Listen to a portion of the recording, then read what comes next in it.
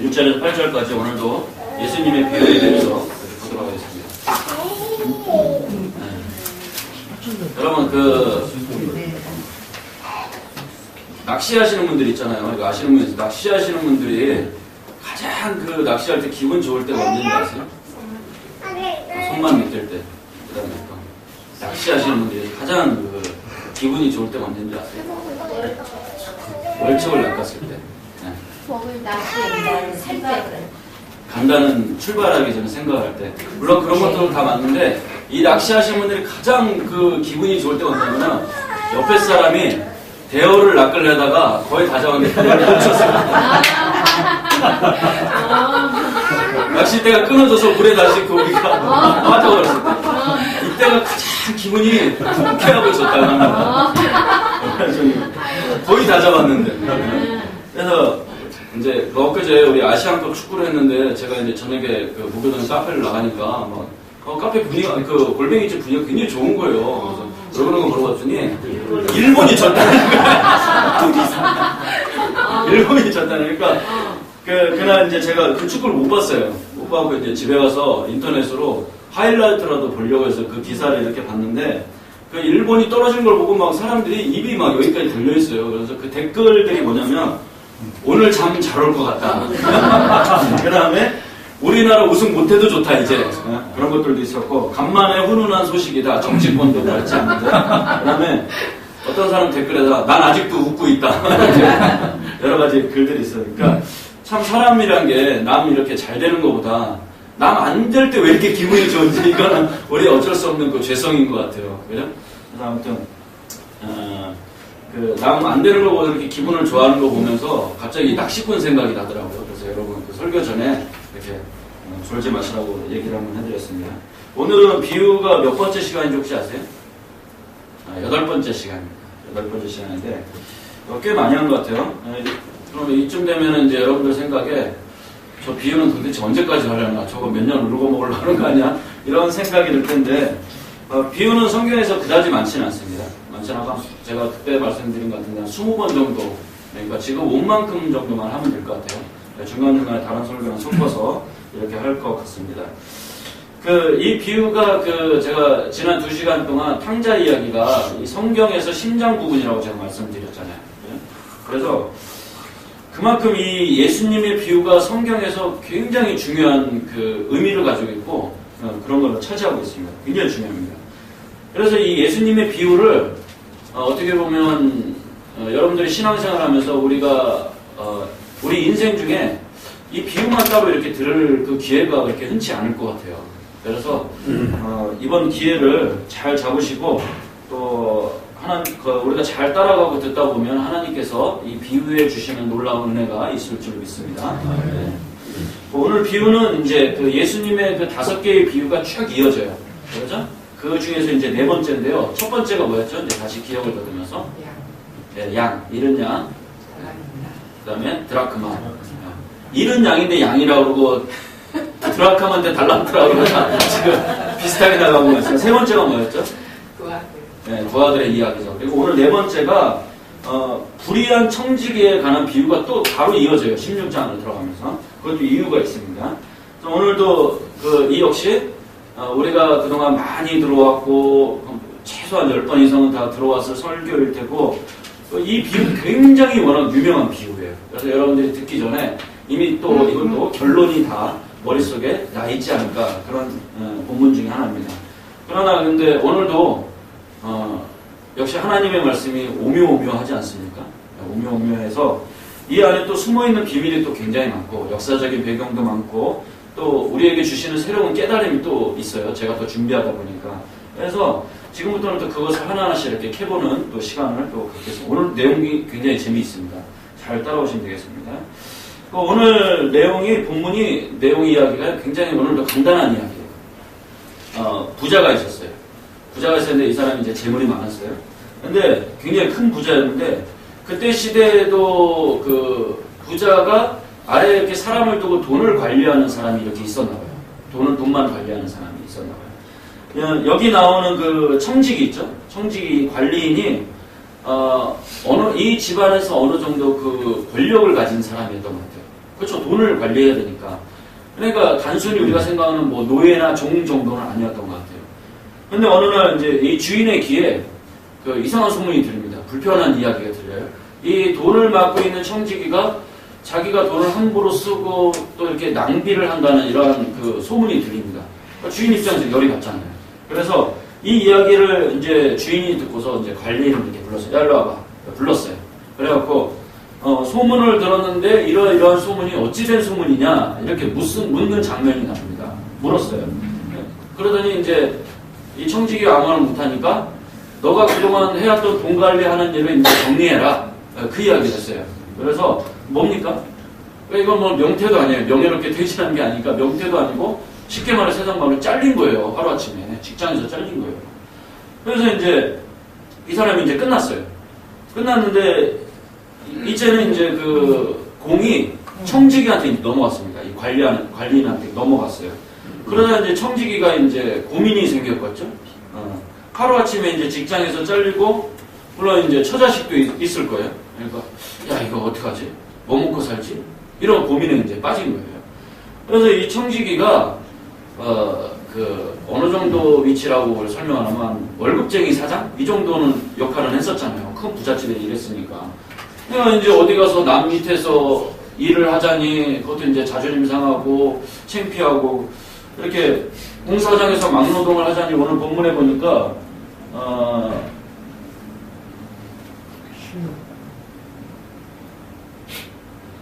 아무튼 이 사람이 이제 막노동을 하자니 이제 깝깝한 거예요. 그죠? 그래서 이렇게 막노동 같은 경우도 해본 사람이 하잖아요. 이 청지가 지금 답답한 상태예요. 그러니까 저같이 몸이 비실비실한 사람은 삽 들고 괜히 땅 판다면 약값이 더 나오지 않습니까? 그죠? 그리고 삽 들고 있다 그대로 병원에 실려가는 경우가 많은데 이 사람이 이제 답답한 경우예요. 그러니까 청지기가 고민을 하다가 갑자기 이 사람이 머리에서 번쩍했어요. 뭔가가 번쩍했던 것 같아요. 그래서 이 사람이 꾀를 부리고 이제 잔머리를 굴리기 시작합니다. 여기서부터 이 본문에서.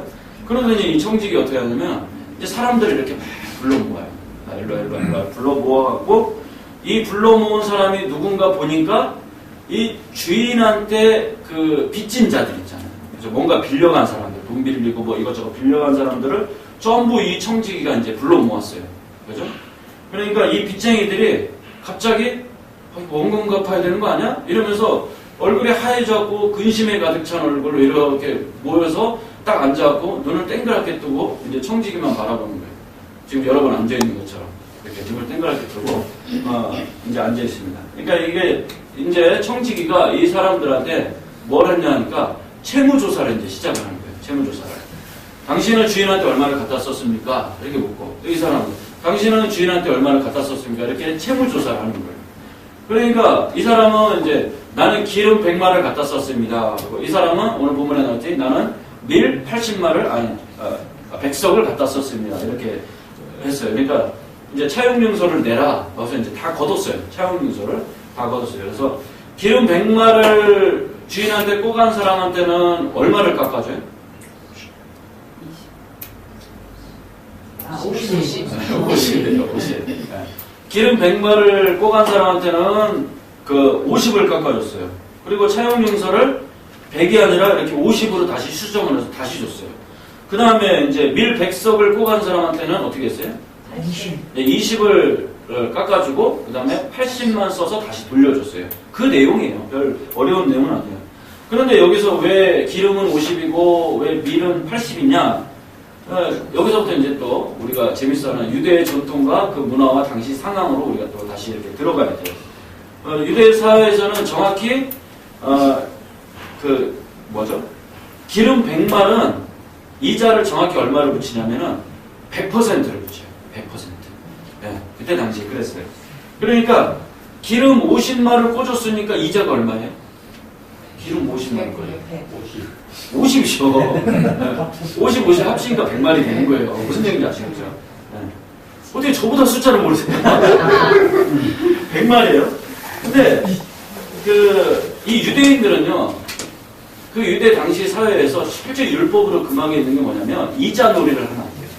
한 푼도 이자 놀이를 하면 이걸 금하고 걸리면 아주 그냥 박살이 나는 거예요. 그래서 그러니까 이 유대인들이 이제 어떠한 잔꾀를 썼냐 하면은 이 이자 놀이는 하고 싶고 돈은 벌고 싶고 그러니까 누가 돈 빌리러 오면 얼마 줄까? 그러면 기름 50마리요. 알았어. 하고서 50만 달라 그러면 기름으로 치면 50 주고서 50마리를 주고 이자까지 합쳐서 차용증서에는 뭐라고 써요? 100을 써서 주는 거예요. 무슨 얘기인지 아시겠죠? 원금 100말 이렇게 해서 주는 거예요. 이해가 되죠? 마구 이해가 돼야 됩니다. 저같이 숫자에 약한 저도 이렇게 이해를 해서 설명을 하는데 여러분들처럼 IQ 150 이상은 다 이해가 가셔야 돼요. 네. 그러니까 요즘도 그 금융권에서 이런 식으로 많이 하잖아요. 이걸 뭐라 그러죠? 그러니까 얼마를 빌려주면서 선이자를 먼저 떼고 이렇게 돈을 빌려주잖아요. 전 안 빌려가서 모르는데. 그러니까 지금 채무자가 내민 차용증서는 실제로 본인의 입으로는 기름 100마리라고 하지만 이 사람이 빌려간 건 50이에요. 근데 차용증서에는 100이라고 써 있는 거예요. 그런 배경을 여러분이 아셔야 돼요. 그러니까 50을 빌렸는데 그 안에서 이자가 50이 포함돼서 이게 차용증서로 써준 게 100이에요. 이 기름 이자는 이래요. 그런데 밀은 좀 이자가 또 틀려요. 그거에 따라 틀리대요. 그래서 당시에는 뭐 밀 말고도 보리도 있고 뭐 여러 가지 곡물의 종류에 따라서 그 사람들이 하는 이자의 그게 내용이 틀리대요. 밀은 당시에 이자를 25%를 받았대요. 25%를 받아서 이제 100마리라고 말은 하지만 이 사람이 실제로 가져간 건 80마리를 가져간 거예요. 그래서 25% 이자를 떼었어요. 그래서 이 사람이 다시 80으로 고쳐서 다시 밀 보관 사람에게 준 거예요. 이제 이런 배경을 아시겠죠?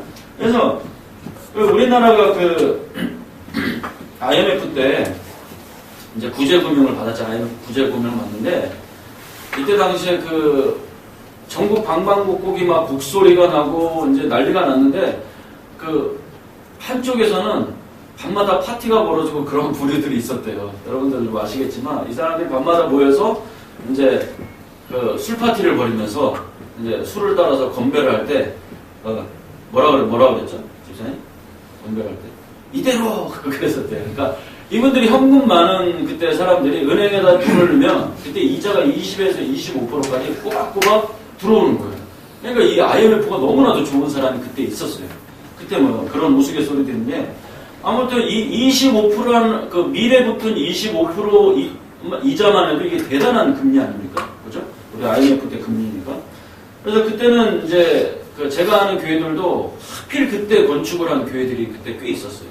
그래갖고 은행에다가 돈 빌려갖고 교회 건축하다가 막 교회 이렇게 막 경매 나가고 문 닫고 건축 중단했다가 나중에 하고 이런 교회들이 그때 꽤 많이 있었는데 그러니까 우리는 지금 월세방도 하나 없어서 이렇게 전전하고 있잖아요. 근데 우리는 빚더미에는 안 앉았잖아요. 25% 이자는 안 내잖아요. 그러니까 여러분 우리는 참 행복하다 그렇게 생각하세요.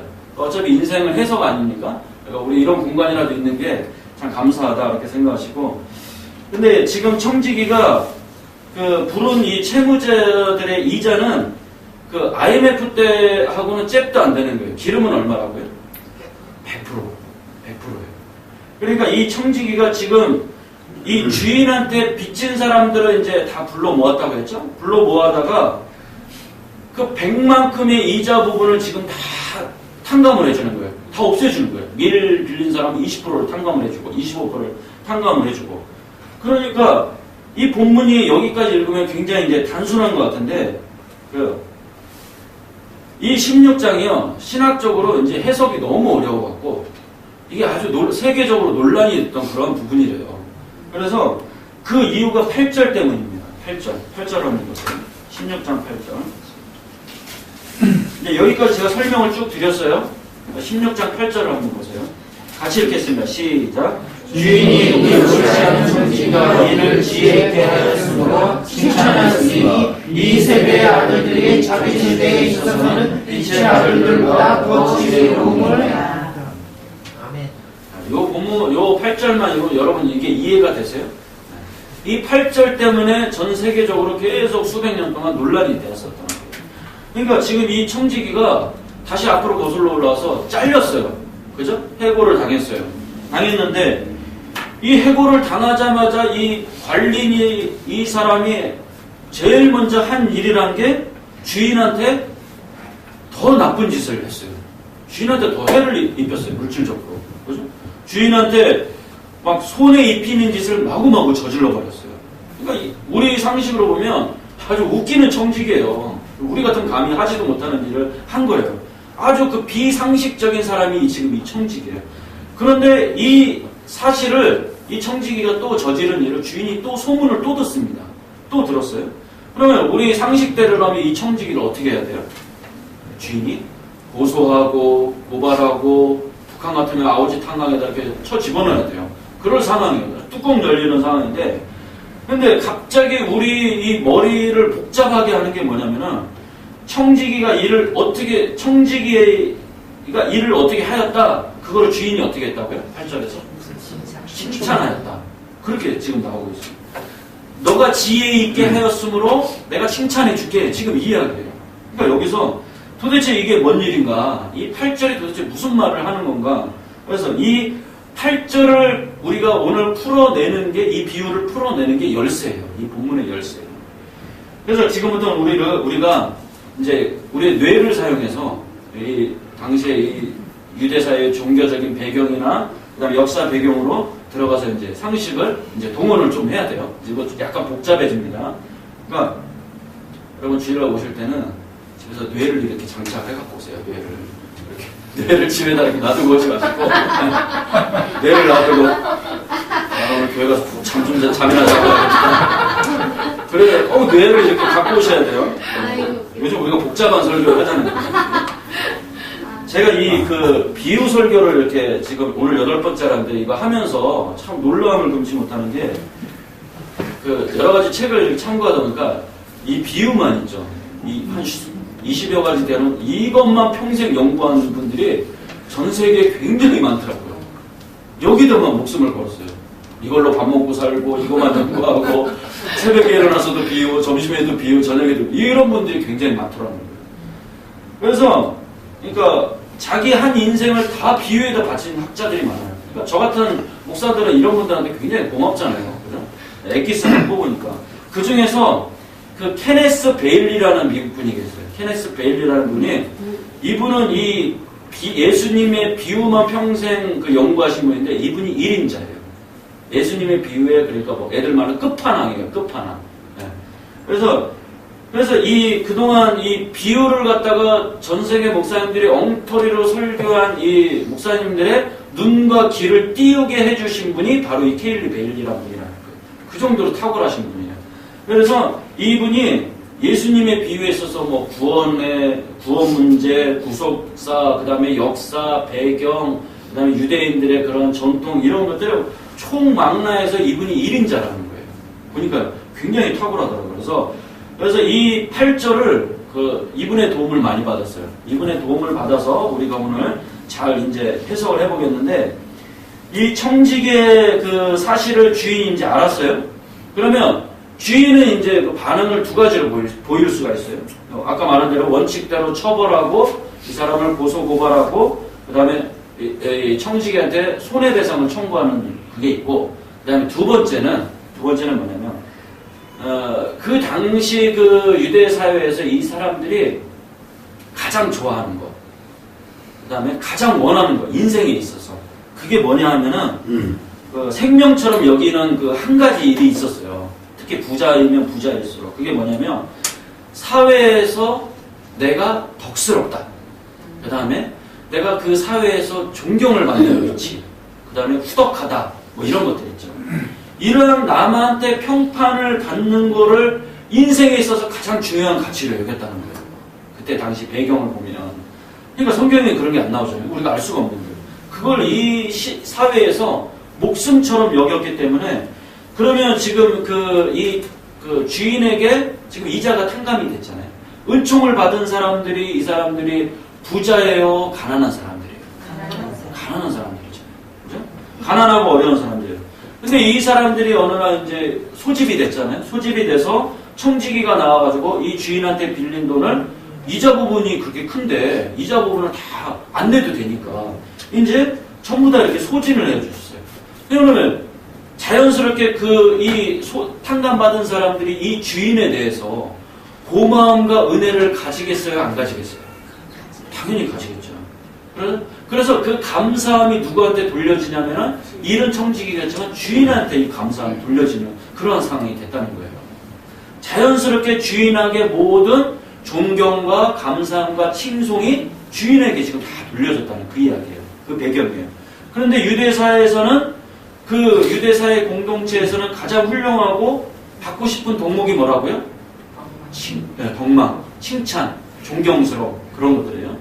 그런데 그러니까 또 이거 뭐 다른 얘기지만 그때 당시에 바리새인들이 왜 그렇게 외식하는 데 집착을 했느냐 이런 것들 때문에 그렇게 집착을 한 거예요. 밖에서 밥 먹는 거 외식 말고 거기에 집착은 말고 그 외식하는 데 집착한 이유가 이 사람들한테 이렇게 그걸 받으려고 그랬다는 거예요. 참고로 여러분 알아보세요. 그런 배경이 있어요. 그래서 이 청지기의 이러한 청지기의 행동을 한 주인이 이제 양자택일을 해야 되는데 어느 쪽을 택했어요? 두 가지 중에 후자 쪽을 택했다는 거예요. 칭찬받는 쪽을 택했어요. 그죠? 그러니까 여러분 잘 들으세요. 주인이 지금 물질적으로 당장의 눈앞에 이익은 손해가 엄청나게 났어요. 그죠? 그런데 그 당장의 손해를 다 감수하고서 주인이 택한 것은 그 청지기가 한 지금 엉뚱한 그 행동을 통해서 동네의 모든 어렵고 가난한 사람들의 그 칭송과 영광이 지금 누구한테 돌아갔어요? 자기한테로 돌아갔다는 거예요. 자기한테, 주인한테. 그런데 놀랍게도 이건 찾지 맙시다. 에베소서 1장에 보니까 이건 하나님에 관한 건데요. 모든 찬양과 영광은 모두 하나님의 것이라고 말하는 그 부분이 그 에베소서 1장에 나와요. 이게 뭐냐? 그러니까 우리가 흔히 습관적으로 하나님께 영광을 돌립니다. 이런 말 하죠. 그러니까 이거를 그 말이 다른 말이 아니라 이거를 좀 쉽게 풀이하면 오늘 본문에 대비해서 쉽게 풀이하면 하나님께 모든 칭찬을 돌려드립니다. 그 말로 바꿨을 수 있다는 거예요. 하나님께 우리가 영광을 올려드립니다. 이거는 하나님께 칭찬을 올려드립니다. 하나님이 주인이시니까 지금 그 이야기예요. 그러니까 하나님을 칭찬하는 행위를 뭐라고요? 하나님께 영광을 돌려드립니다. 그게 그 말이에요. 그러니까 그 영광과 칭찬이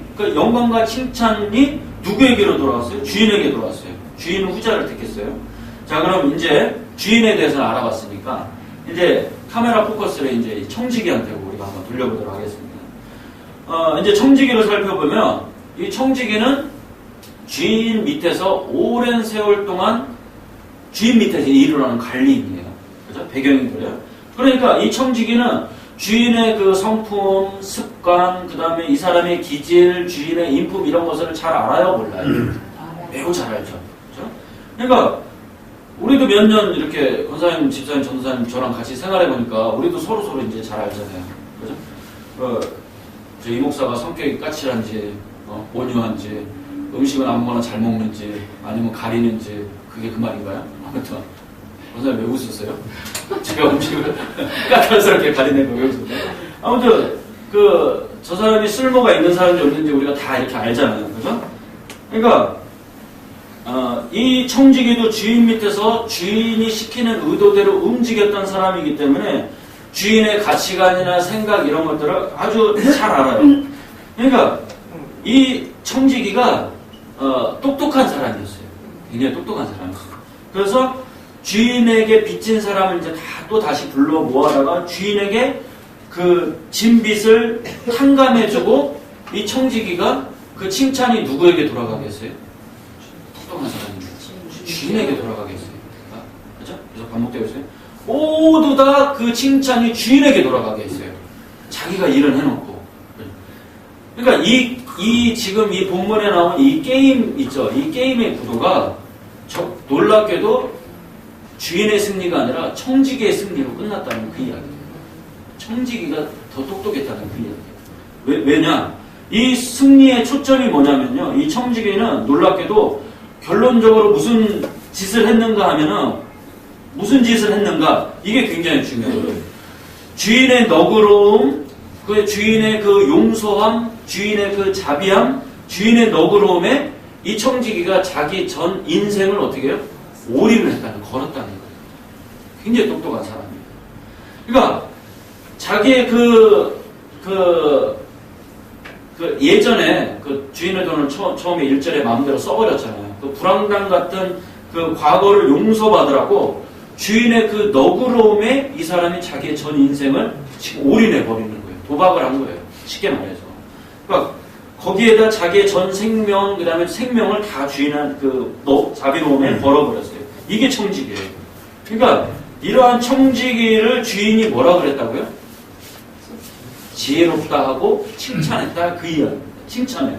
그러니까 여기서 지혜를 뭐라고 정의합니까?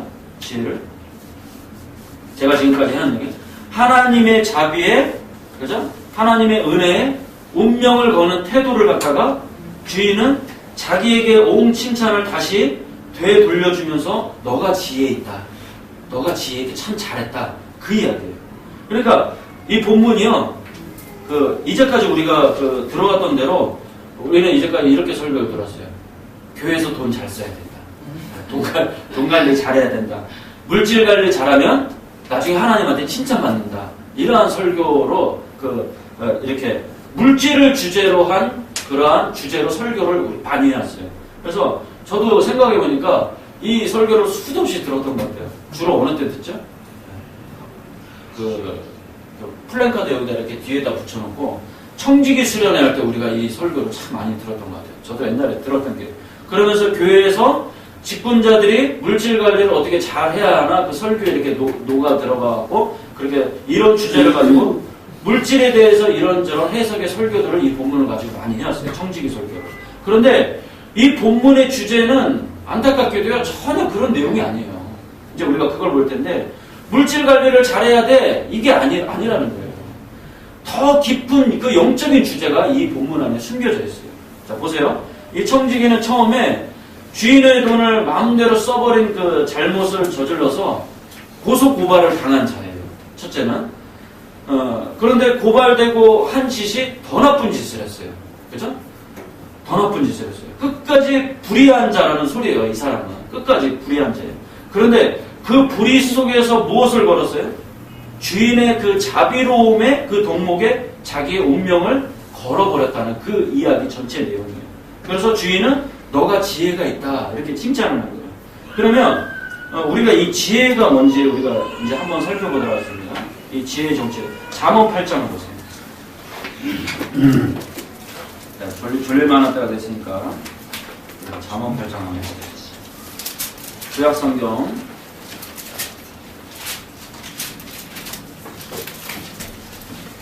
11절 한번 보겠습니다. 잠언 8장 11절. 919페이지. 같이 한번 읽을게요. 시작. 대저 지혜는 지주보다 나음으로 원하는 모든 것을 이에 비교할 수 없습니다. 12절 같이 한번 시작. 나 지혜는 명철로 주소를 삼으며 지식과 근심을 찾아오느니. 그 11절에서 이제 지혜라는 단어가 거기 나오죠. 그죠? 지혜는 진주보다 낫대요. 그죠? 근데 12절에 가서 지혜라는 것을 뭘로 바꾸죠? 나로 바꿉니다. 나. 그죠? 나 지혜는 이렇게 돼 있죠. 그러니까 놀랍게도 그 성경에 그 지혜가 등장하는데 지혜가 진주보다 낫대요. 그런데 그 지혜가 다음 절에서 사람처럼 의인화가 되고 있어요. 나 지혜는 이렇게 됐어요. 여러분 여기서부터 설명 잘 들었어요. 내게 여기 나오는데 이게 다 13절 한번 읽어볼까요? 13절 시작. 여호와를 경외하는 것은 악을 미워하는 것이라. 나는 교만과 거만과 악한 행실과 패역한 입을 미워하노라. 거기도 나가 나오죠. 나는 이렇게 나옵니다. 여기서 나는 누구를 가리키는 거예요? 또 지혜를 가리키는 거예요. 그죠? 그러니까 우리 내게는 이것도 지혜죠. 역시 지혜요. 14절 한번 읽겠습니다. 시작. 내게는 계략과 참 지식이 있으며 나는 명철이라. 내게 능력이 있으므로. 그러니까 지혜의 능력이 있다. 내게는 이것도 지혜예요. 또 나는 역시 이것도 지혜예요. 다 지혜예요. 그러니까 15절 시작. 나로 말미암아 왕들이 치리하며 왕백들이 공의를 세우며. 여기서 나는 지금 솔로몬이 아니에요. 이 잠언을 쓴 솔로몬이 아니라 다 지혜를 말하는 거예요. 나로 말미암아, 지혜로 말미암아 그 소리예요. 자, 17절 한번 읽어봅시다. 시작. 나를 사랑하는 자들이 나의 사랑을 입으며 나를 간절히 찾는 자가 나를 간절히 만날 것이니라. 여기서 나도 뭐예요? 지혜예요. 지혜. 모두 다 지혜로 바꿀 수 있는데 지금 17절까지 읽었는데 여기서까지 말한 이 여기서 지혜는 무엇을 말하는 겁니까? 여러분 조금 상상력을 동원해보세요. 뭘까요? 뭘까요? 잘 생각해보세요. 여기서 말하는 구약이지만 예수 그리스도를 말하는 거예요. 여기서 말하는 지혜가 예수 그리스도를 말하는 거예요. 그러니까 우리 한 장만 더 봅시다. 잠언 3장 14절.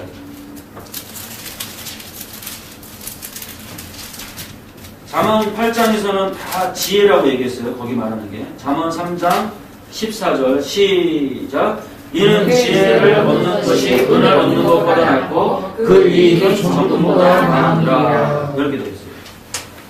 여러분 우리 그 잠언서는요. 참고적으로 우리가 성경에서 도덕적인 부분이나 윤리적인 부분이라 이렇게 많이 알고 있는데 결코 그런 책이 아니에요. 잠언이. 그래서 우리가 이 잠언이 31장으로 돼서 애들 한 장씩 읽히잖아요. 그런데 애들 윤리 때문에 읽히는 책이 잠언이 아니라는 거예요. 그래서 엄밀히 말해서 이 잠언 안에는요, 이 모든 것이 솔로몬이 쓰긴 했지만 이 잠언 안의 모든 구절들이요, 다 오실 예수 그리스도를 말하는 그 책이에요. 잠언이요. 예수 그리스도의 성품을 구구절절히 쓰고 있는 책이 또 잠언이에요. 무슨 얘기인지 아시죠? 이거 꼭 잊으시면 안 됩니다. 자, 14절을 우리가 읽었는데 여기서 말하는 지혜는 누구를 가리킨다고요? 다시 예수 그리스도를 가리킨다. 예수 그리스도를 여기 뭡니까? 지혜를 얻는 것이 은을 얻는 것보다 낫고 그 이익이 정금보다. 그러니까 예수 그리스도를 소유하는 것이 이 세상을 소유하는 것보다 낫다는 그 이야기예요. 여기서 말하는 거예요. 네. 지혜를 얻는 것이 우리는 이제까지 단순히 지혜, 우리가 똑똑하면 세상을 얻는 것보다 낫다 이렇게 생각했지만 그게 아니라는 말이에요. 여러분 지금 잘 따라오셔야 돼요. 자, 15절 한번 읽겠습니다. 이제 예수 그리스도를 대입해서 한번 읽어보세요. 시작. 지혜는 진주보다 귀하니 내가 사모하는 모든 것으로 이를 비교할 수 있다. 16절 시작. 그의 오른손에는 장수가 있고 그의 왼손에는 구기가 있다. 17절 시작. 그 길은 즐거운 곳이요 그의 길은 다 하나님이다. 18절 시작. 지혜는 그 얻는 자에게 생명나무라. 지혜를 가진 자는 복이 되리라. 그 지혜를 가진 자는 무엇을 18절에 뭐라고요? 네, 생명을 가진 자라고 했어요. 생명. 그러니까 이거를 보면 우리가 또 예수 그리스도를 알 수 있는 게 예수 그리스도가 생명의 원천이기 때문에 그런 거예요. 이 잠언서에는 사람들은 설마 이게 예수님하고 상관이 있겠어? 다 예수님에 관한 구절이라는 그 얘기. 여기서 말하는 내가, 지혜 이게 다 예수 그리스도라는 거예요. 자, 여기까지 이제 이해를 하셨죠? 그러면 다시 누가복음 16장 8절로 옵니다.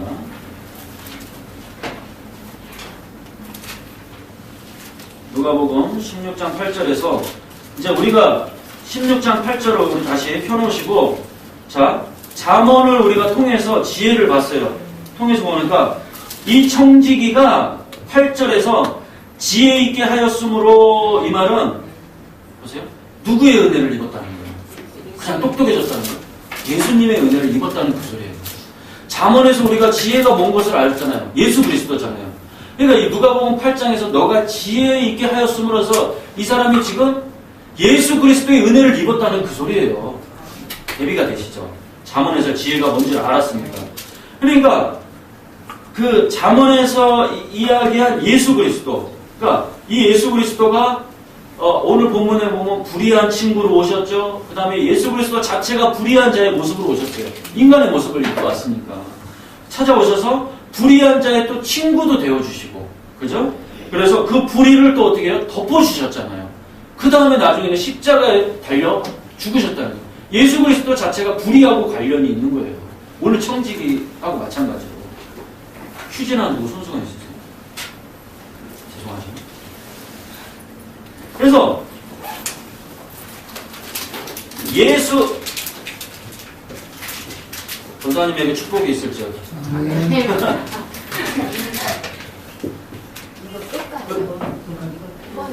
끌 수 있어요? 네. 집중하면 안 되죠. 그러니까 다시요. 다시요. 이 청지기처럼, 잘 들으세요. 이 청지기처럼 예수 그리스도를 꽉 붙잡는 이러한 행동을 뭐라고요? 지혜가 있다는 거예요. 맞습니다. 지혜가 있는 행동을 합니다. 오늘은 조금 어렵죠. 그러니까 오늘 본문은 다시 말씀드리지만 절대로 물질 관리 잘해서 칭찬받자 그런 본문이 아니라는 거예요. 그런 본문이 절대 아닙니다. 그러니까 우리가 참된 지혜를 가져야 되는데 맨날 김수섭 시장 나는 지식이 부족하지만 지혜는 많아. 그 지혜가 아니고 김수섭 시장이 말하는 그 지혜하고 성격이 틀리다는 그 이야기죠. 그러니까 여기서 말하는 지혜가 우리가 똑똑하고 명석하고 그 다음에 냉철하고 이런 세상 종류의 지혜를 말하는 게 아니에요. 오늘 8절에서 말하는 지혜는. 그러니까 우리가 그 율법으로 고소고발 당하는 자예요. 그래서 이미 다 들통이 나버렸어요. 그 청지기가 한 짓이 이렇게 까발려졌어요. 용서도 받을 수 없는 이 청지기라는 게 이 굉장히 불의한 청지기라는 게 다 들통이 나버렸어요. 세상에. 그래서 우리가 그 앞에 2시간에서 봤던 그 탕자의 둘째 아들이 아버지의 유산을 다 탕진했다. 그 다음에 오늘 이 본문에 나오는 이 청지기가 낭비했다. 그런 단어가 나오거든요. 이 두 헬라어 단어 원어가 똑같은 단어예요. 똑같은 단어라는 거예요. 그래서 똑같이 죄를 지었는데 그런데 이 둘째도 이 청지기도 어떻게 됐어요? 원래의 자리로 다 회복이 됐어요. 회복을 다 시켜줬어요. 그 제공자가 누구예요? 아버지의 주인의 용서하심과 그 자비하심이라는 거예요. 그 용서하심과 자비하심. 그러니까 결국 오늘 비유도요. 물질관리 잘하라는 그런 비유가 아니고 결국 아버지 하나님의 주인의 제 용서해 주심이에요. 제 용서해 주심과 너희가 지혜, 즉 예수 그리스도만 니네 인생에서 꽉 붙잡으면 내가 책임지고 어떻게 해요? 탕자처럼 그 둘째 아들처럼 또 불의한 그 청지기처럼 모든 것을 내가 회복시켜 줄게. 그 본문의 그 이야기라는 거예요. 이제 좀 풀립니까? 네. 이 약속의 말씀이 오늘 본문이라는 거예요. 물질관리 잘하라는 게 아니에요. 그래서 이 비유들이 다시 말하면 영원한 생명에 관한 말씀이에요. 구원론에 관한 내용이에요. 오늘 비유도요. 세상 물질에 관한 이야기가 아니라는 거예요. 그래서 오늘 또 비유도 영원한 생명에 관한 하나님 아버지의 이 안에 은혜와 사랑 그 이야기라는 거예요. 오늘 누가복음 16장. 그래서 하나님 우리에게 주인이 이렇게 해줘. 너 엎어졌냐? 너 당장 죽게 생겼냐? 엎어져 죽더라도 제발 십자가 앞에서 엎어져 죽으라는 그 이야기예요. 청지기처럼. 네. 목숨을 걸라 그 이야기예요. 그게 그 세상은 도저히 저 바깥 세상은요, 도저히 알 수 없는 우리 믿는 사람들만 깨달을 수 있는 그 지혜의 비밀이 누가복음 16장이라는 거예요. 세상 사람들이 이 16장의 설교를 안 듣고 이 지혜를 알 수가 있을까? 지혜는 예수 그리스도인데 잠언까지 가야 되는 거예요. 알 수 없다는 얘기예요. 자, 이제 결론을 맺도록 하겠습니다. 우리가 오늘 본문을 통해서 우리가 깨달아야 되는 게요. 교회는 어떠한 경우에도 모든 칭찬과 모든 좋은 평판이 아버지 하나님께로 돌아가게 하는 역할을 하는 게 교회라는 거예요. 그걸 여러분들은 본문을 통해서 먼저 깨달으셔야 돼요.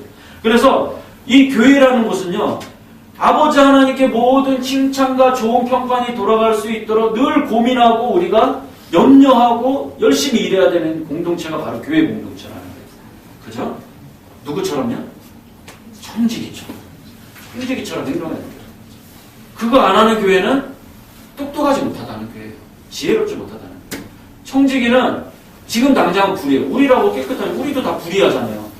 이 순간에 엎어져도 하나님 십자가 앞에서 예수 그리스도 꽉 붙잡고 모든 칭찬과 그거를 다 하나님 앞에 돌려드리면 우리 어떻게 돼요? 우리도 회복이 되고 다 하나님께서 어떻게 해요? 너 참 잘했네. 너 지혜 있네. 칭찬한다. 그거 되겠네. 이제 아시겠죠? 그러니까 순간적으로 판단 잘해서 우리가 하나님의 영광 가로채는 교회들이 또 얼마나 많이 있습니까? 하나님의 영광 가로채려고 하지 말고 어떻게 하면 하나님께 이 영광이 돌아갈까? 어떻게 하면 하나님의 영광을 받으실까? 이 고민해야 된다는 거예요. 그러면 칭찬이 다시 우리에게 돌아오는 거예요. 이게 교회 공동체입니다. 그러니까 우리는 다 불의한데 우리의 이 불의함, 인생 역전하는 길이 어디 있다는 거예요? 이 길밖에 없다는 거예요. 예수 그리스도 붙잡고 하나님 앞에 지금이라도 정신 차리고 영광 돌리는 거예요. 인생 역전이 로또가 아니고 예수 그리스도 붙잡는 게 인생 역전이라는 거예요. 참 쉽잖아요. 그죠? 로또가 6개 맞추기도 힘들구만. 그러니까 우리는 예배 잘하고 어떻게 해요? 이웃 잘 섬기면 그것만 잘해도 우리의 불의함이 다 사해지고 오히려 칭찬받는다는 그 소리예요. 그리고 또 우리 인생이 결국 승리하는 비결은 그 세상이 말하는 지혜를 갖다가 이게 날마다 늘 기웃기웃하고 뭐 좀 없나 이러한 인생이 아니라 참된 지혜가 누구라고요? 예수 그리스도의 힘을 우리가 이제 오늘 말씀을 통해서 깨달았잖아요. 그 영원한 생명의 원천 되시는 예수 그리스도를 지금처럼 어떻게 꽉 붙잡고, 그렇죠? 붙잡고 거기에 내 온 인생과 온 운명을 다 올인하는 거예요. 예수 그리스도에게 늘 꽉 붙잡고, 그렇죠? 그리고 거기에 내 모든 것을 걸고 신앙생활을 하는 거예요. 근데 우리는 너무나도 지금 잘 하고들 계세요. 우리는 다 잘하니까 지금 손해보고 그 당장 얄팍한 꾀 부리지 않고 내가 이렇게 하면 나한테 좀 이익이 돌아올까? 내가 좀 욕 좀 먹지 않을까 해서 장꾀 부리지 않고, 그리고 오늘도 어떻게든 이렇게 우리의 그 지위와 명예를 그렇게 회복시켜 주시려는 그 하나님 아버지의 그 사랑에 여러분들이 날마다 감격하고 또 날마다 감격해서 예배하고 그 나머지 인생을 그렇게 살아가도록 여러분들이 노력하면 그 인생 가운데 하나님께서 그 인생에게 늘 지혜를 주시고 은혜를 내려주시고 그러한 일들이 날마다 새롭게 일어나는 일이 가득하기를 주님의 이름으로 오늘 말씀을 통해 여러분에게 축원합니다. 아멘.